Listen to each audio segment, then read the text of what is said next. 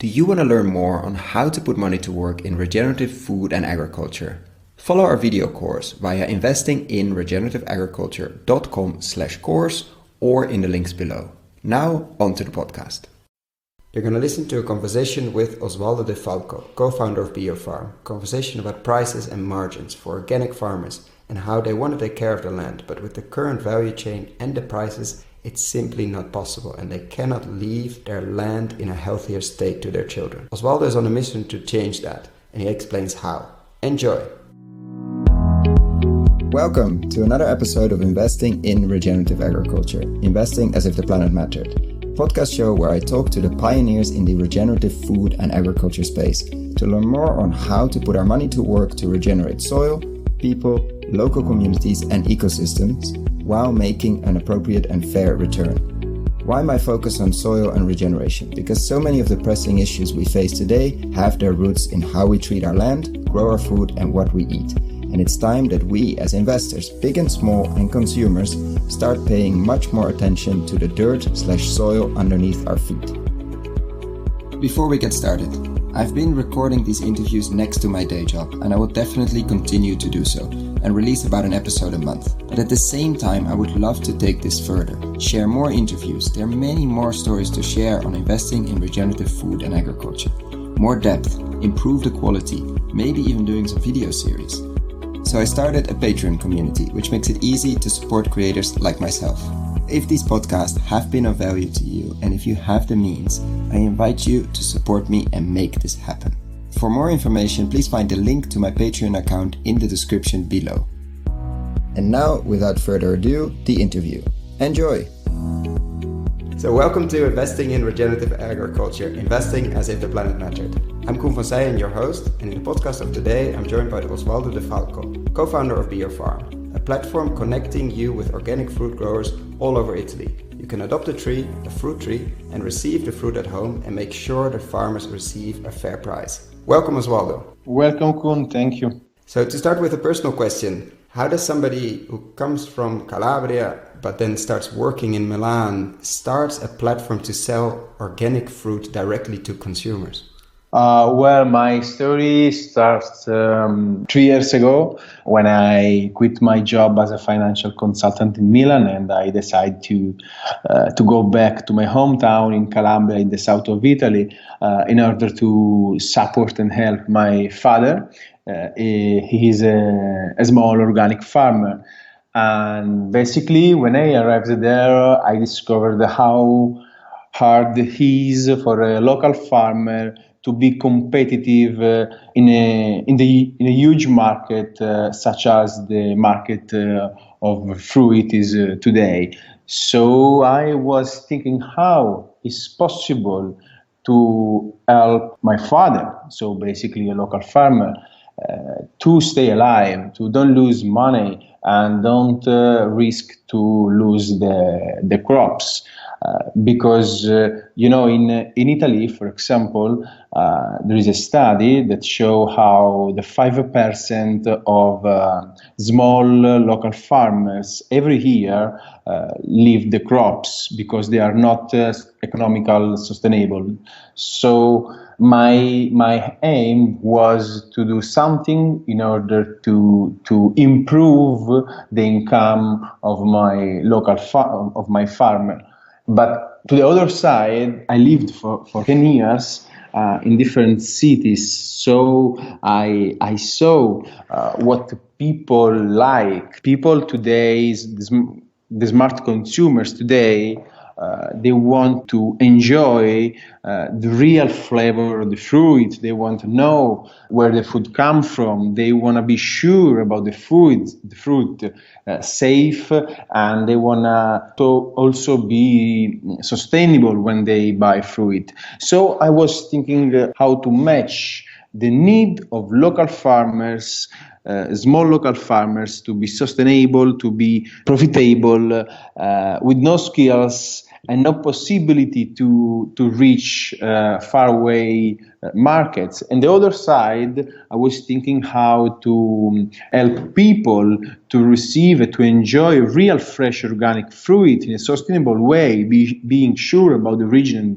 and the quality of it. So I thought that the best way for everyone should be for the consumers, to grow their own fruit. But it's, of course, it's not always possible because, people who lives in the city, they have no space or no time or no possibility to grow their fruit. So I said, okay, we have the technology, we have the skills to share what's happening in our life. So why we don't connect local farmers with users, with consumers, with clients, in order to create a trust and a relationship between the local farmers that have a need and the smart consumer that have another needs complementary to the farmer needs. So basically, I thought that with an emotional task, an emotional activity like the adoption, we can do it. So basically, we created the farmer spin-off to start a platform where people can adopt organic trees from local farmers, and they can follow and monitoring the cultivation, the growing of their crops, of their trees. How? Thanks to the farmers that share, like a social, what's happening in the crops. So basically, from a side, there is a farmer that share the farming activity and the growing process with the simple app. And the other side, when you client adopt a tree, you can follow your farmer and the farming process. So you see how your oranges come from, how your oranges grow, and then you are able to receive wherever you are in a few hours, in 24 hours, a real fresh fruit with an extraordinary taste, and you are sure what this fruit comes from, and the hands of the farmer that let you enjoy this fruit. And in the same time, you are also supporting a local farmer. So it's something like a win-win relationship that we created. And in the same way, I helped my father to improve the income, and I helped the clients, the first users, to be satisfied about the quality and the origin, about the fruit they received. I think it's an extremely, you're touching on an extremely important point in regenerative agriculture in general. It's paying the farmer and paying the farmer for all his or her work on maintaining and taking care of the land, and in this case, trees. Can you talk a bit more about just because your father is an organic orange farmer, but still he couldn't really survive while he was selling to the major distribution channels, etc. Can you explain a bit more for the listeners that don't know how that works? When you're growing oranges all year, you're selling them somewhere in the winter, how much do you get more or less? When do you get that? Or how little do you get, obviously?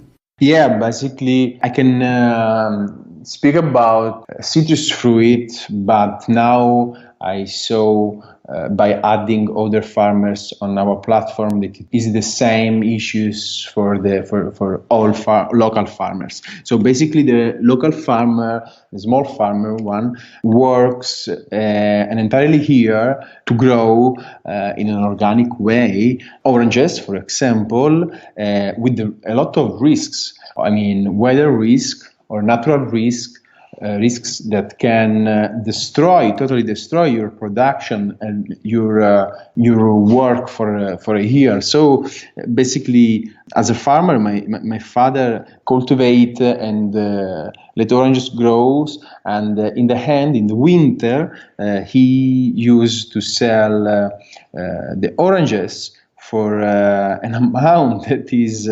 25 cents per kilo. It's the same oranges or clementines. And the paradox is that in Milan, where I was working, I was seeing the same fruits sold for €3.50 per kilos. So just to be clear, going from 25 cents to €3.50. Exactly. In what is it, 1,000 kilometers. Exactly. But the problem is not just 1,000 kilometers. The problem is that the fruit, before to arrive to the supermarket or the grocery, basically, it's spend something like more than 100 hours of journey. So if on Monday your farmer picks the fruit, on Friday the fruit arrive to the supermarket, but it's not enough because the supermarket can stock your fruit for up to 12 months. Okay, it's depend of the fruit. For example, the apple can be stocked for 1 year, oranges for 2 months, so it's depend. But for sure, it's not fresh. It's not fresh, exactly, and you are paying like 15 times more for a fruit that is 10 times less fresh. So it's a paradox. Why? Why, if you have the technology to reach your farmer and let him send to you the fruit, and you in the same time you support him, you save money and you improve the chain. And so what was the response when you built the first version of the platform, which for sure looked a lot different than the one now? But what was do you still remember your first customers, and what was their response when the box of fruit arrived, when the box of oranges arrived at their home or their office? Okay, so basically, the first users, how I like to speak about them. I mean, I like to call our clients, users and not clients. By the way, the first users we had, they were the parents of my friends. So in the beginning, it was, yes, happy, but I already knew that they were happy because I know my fruit and I knew them. So basically, the first real feedbacks from the real customers, strangers, strangers, came after the first months with the word of mouth, basically because we didn't invest nothing. And it was extraordinary, Koen, because it was really cool to see how people that I didn't know paid like 6 months before received the fruit just because they liked the idea, and how they were engaged with the farmer. They shared on Facebook the updates from the crops. They wrote email to the farmer that say, "Hey, how are you? Thanks to invent this new model."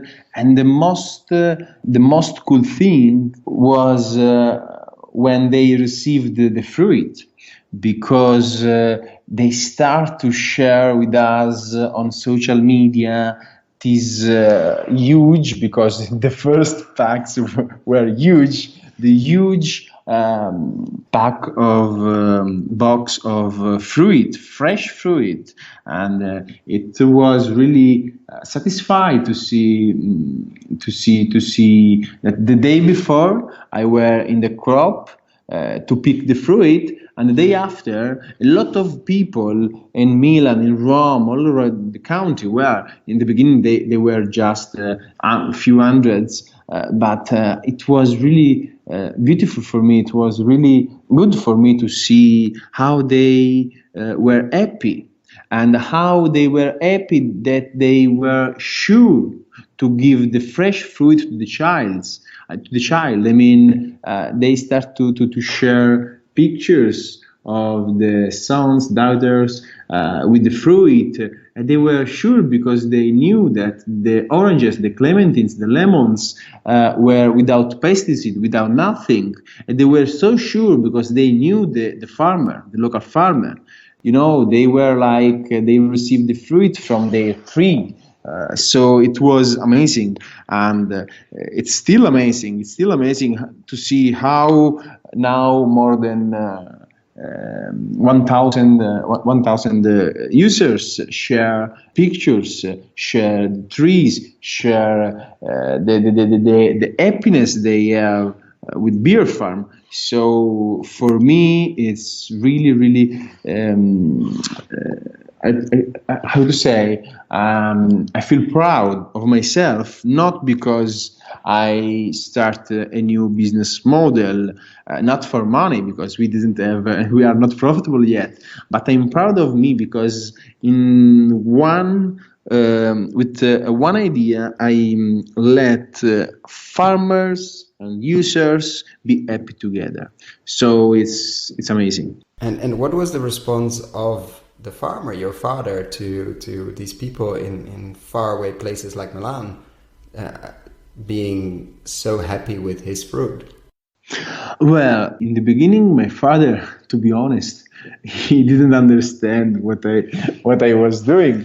But after he saw that the money start to come, he asked me, "What are you doing, Osvaldo?" And I showed him Biorfarm basically, and now he is the happiest farmer of the network because he was the first, and now is happy for two main reasons. The first one is that he has for the first time clients all around the country with no marketing cost, with no digital skills, and he saw how people respect him just because he's a farmer. And the second reason why he's happy, because he's receiving money. I mean, he's receiving not just more money than the traditional supply chain. He's receiving also advanced money, because with Biorfarm, I give to my father and the other farmers every 3 months the advance payment of the fruit that they are on the tree. So if he picked the fruit in November, in October, he already has collected all the money about the fruit that he's gonna sell online. Which is just to be clear, which is very different from what a normal supermarket would do, because if somebody would pick the oranges in November, when would a normal supermarket maybe pay this? Well, the first thing that I have to say that is not the supermarket that pay, because the farmer doesn't sell direct to the supermarket. There are a lot of middlemen in the middle that they collect fruit and ship to other cities and other collect cooperatives. So it's a long chain. But the farmer normally receive the payment of the fruit in 3 steps. The first is around 10% in the beginning when he starts to pick the fruit, and the second part of the payment, that is around, it depends of course 30-40% in 2-3 months after he picked the fruit, and the rest, the last part of the money he receive in 4, 5, 6 months. It depends of a lot of things, but for the farmers is a dream to receive the money before pick the fruit. And then of course you're paying more than the 25 or the 20 cents he would normally get. 90 cents. Now I'm giving to my father 90 cents per kilo. And is that like this 20, 25 to 90, is that a normal ratio that you're also seeing at the other fruits, the other farmers you have on the platform now? Is that like the let's say 3-4 times as much? Yeah, basically it's depend. I saw that in the south it's more common to have 3 times more payment with Biorfarm. In the north is it depends from 50 to 70% more, but it's always more basically. Yeah, which is key, because that gets to a very important point. Like, what do you see in farmers that want to take care of the land, that have gone organic or are in the process, maybe have gone beyond organic and are looking at their soil even differently? So if we would pay more, like you're doing, if that would mean that they would do more for the land, is price one of the constraints they have now that holding them back to do more? Of course. Well, I have a question to you. If you will be a farmer, okay, and if you don't have money to let your family eat, I mean, you think for first to your family or to your crops? It's obvious to your family, but Exactly. you see that with your farmers as well, that because you're still small obviously, but because they are part of Biorfarm, that they start to look at the future. Yes, they are starting to look at the future, and all the farmers, the local farmers that I met, they are something in common. They deeply love, they respect the land where they are. They understand that the land, the soil, the crops are their past, present, and future of them family. So basically, they want to respect and cultivate their crops in a natural way, because there is a difference between the small local farmers and the huge multinational farming companies. The local farmer lives in the crops that he cultivates. The huge companies, they don't care about the crops, because they don't live there. It's a huge company and they think just about the profit. So the local farmer if he has the opportunity to have a good income and to let the family be sustainable, he of course is going to improve the soil and the land, because he knows that if he respects the soil, the soil will give back good fruit. And the farmer wants to leave the crops to his sons, to his daughters. So basically, if he respects the soil will be more fertile, more productive.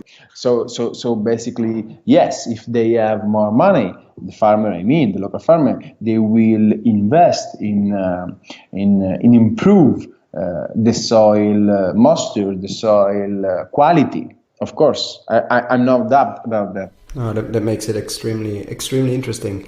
And now for a small look into the future of Biorfarm, you are offering, I think, 3 to 4 or 5 different types of fruits, olive oil as well. What do you see in the medium to long term? What's your vision for Biorfarm? Yeah, basically now we are still a small startup. We have 9 kind of fruits and 5 farmers online, and another one with the kiwi is coming in. But basically, what we want to do is to become a big shared farm. I mean, we want to connect people with local farmers in order to have a huge local farm where who produce the food and who bring to the table are connected. And it doesn't care if you like oranges, zucchini, or apple. You can grow everything you want in your shared farm. and you just say to the farmer, hey, I want this, you follow the growing or everything you want, then you receive it. So this is what we want to do, a big shared farm. And you are at an interesting moment in Biorfarm's history, because you've been self-funded so far, and you've been in an accelerator for a bit, the most famous in Italy. But now, like next week, or when this is edited and online, there's going to be a very exciting new development. Can you share a bit more about that? Yeah, it will be the first time for us to try to become bigger and to go on market with the real version of our product, and we want to do it with a crowdfunding campaign. It's an equity crowdfunding campaign, because we think that all our users, all the people that we met in our way, all the people that love Biorfarm, they can be part of Biorfarm, not just like users, but like stakeholders. So we will launch this campaign in a few weeks, and we hope that people will love the same concept that we promote, so the sharing farming, in order to support local farmers and enjoy real fresh fruit. So finger crossed for us, and we are working on it. Yeah, and I want to thank you so much, and of course I will keep my fingers crossed as well for your time, Osvaldo, in explaining the struggle of organic fruit farmers in Italy, but also in many other Southern European countries, and actually also Northern European countries, of that risk and of the price and of the unfair position they are in. And like you said, we are at a level where we have technology and hopefully a level of consciousness that we can start changing these systems, and this seems like an interesting first attempt to do just that. Thank you so much. Thank you, Koen. You just listened to an interview with Osvaldo de Falco, where we discussed the importance of short links between farmers and consumers and what fair prices mean for farmers. Thank you for making the time to listen to this podcast and making it all the way till the end. I hope you enjoyed it as much as I did. If you found the Investing in Regenerative Agriculture and Food podcast valuable, there are a few simple ways you can use to support it. Number 1, rate and review the podcast on your podcast app. That's the best way for other listeners to find the podcast, and it only takes a few seconds. Number 2, share this podcast on social media or email it to your friends and colleagues. Number 3, if this podcast has been of value to you, and if you have the means, please join my Patreon community to help grow this platform and allow me to take it further. You can find all the details on patreon.com/regenerativeagriculture or in the description below. Thank you so much, and see you at the next podcast.